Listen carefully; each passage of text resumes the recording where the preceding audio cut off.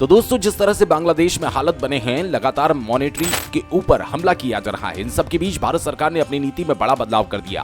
अब जिन power plants का बिजली निर्यात करने का विशेष समझौता है, उन्हें अगर विदेश में मुश्किलें आती हैं तो वो अपनी बिजली भारत में बेच सकते हैं। यानी कि मान लो कि भारत की किसी कंपनी ने नेपाल को बिजली सप्लाई करने का समझौता कर रखा है और कल कोई प्रॉब्लम आती है या फिर सरकार ही नहीं चाहती कि भारत उस बिजली को नेपाल को सप्लाई करे, तो भारत उस बिजली को वापस अपने ही देश में भारतीय कंपनी के साथ खरीद सकता है। सरकार के द्वारा बदली गई ये नीति अब बांग्लादेश के लिए गले की हड्डी बनने जा रही है।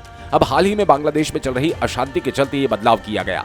अडानी पावर, जो कि बांग्लादेश को बिजली का एकमात्र निर्यातक है, इसको काफी फायदा होगा। अब तक अडानी पावर का 800 मेगावाट का वोडा पावर प्लांट बांग्लादेश को बिजली बेच रहा था, लेकिन नए नियमों के तहत अगर विदेशी बाजार में कोई समस्या आती है तो इस प्लांट की बिजली भारत में बेची जा सकेगी।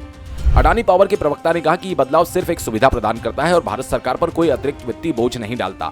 इससे भारत में बिजली की उपलब्धता बढ़ेगी और ऊर्जा सुरक्षा भी मजबूत होगी। अब दोस्तों, भारत की नीति में ये बदलाव थोड़ा सा बांग्लादेश को ब्लैकमेल करने जैसा है। सरकार कंपनी को कहकर बांग्लादेश को जाने वाली बिजली को भारत में वापस लेने के लिए तैयार हो जाएगा।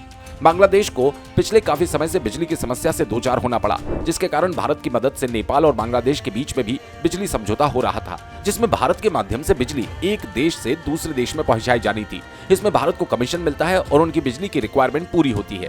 इसी तरह का समझौता भूटान के साथ भी होने वाला है, लेकिन जिस तरह से बांग्लादेश में स्थिति बदलती जा रही है, भारत ने अभी इस डील को फिलहाल पेंडिंग कर रखा है। इसके अलावा कपड़ा उद्योग में भी बांग्लादेश को काफी बड़ा झटका लगा।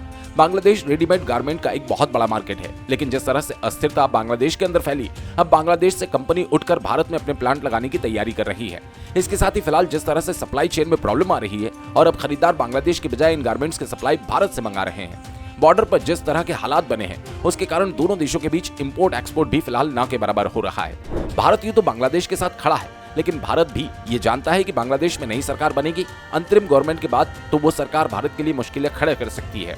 इसलिए भारत की कमान में कई ऐसे तीर होने चाहिए जो कि समय पड़ने पर भारत चला सके और बांग्लादेश को बैकफुट पर ला सके। हमने ये चीज मालदीव्स के अंदर भी और नेपाल के अंदर भी देखी। जब भी चीन समर्थक सरकार बनी, वहां भारत के काफी ज्यादा अगेंस्ट हो जाती है, लेकिन समय के साथ उन्हें भारत की जरूरत आखिर पड़ती ही है। जैसा कि फिलहाल मालदीव के साथ हम देख रहे हैं कि किस तरह से एकदम से फॉरेन पॉलिसी दोनों देशों के बीच पूरी तरह बदल गई और अब भारत को कई तरह की डील हाल ही में मालदीव में मिली। बहरहाल, क्या भारत को बांग्लादेश के साथ बिजली के जो अहम समझौते होने वाले हैं, उससे पीछे हटकर बांग्लादेश के ऊपर एक टफ लाइन लेनी चाहिए या फिर ये जल्दबाजी होगी? इस पर अपनी राय कमेंट करके जरूर बताएं और हाँ, वीडियो अच्छा लगे तो लाइक और चैनल को सब्सक्राइब जरूर करें। धन्यवाद। जय हिंद, जय भारत।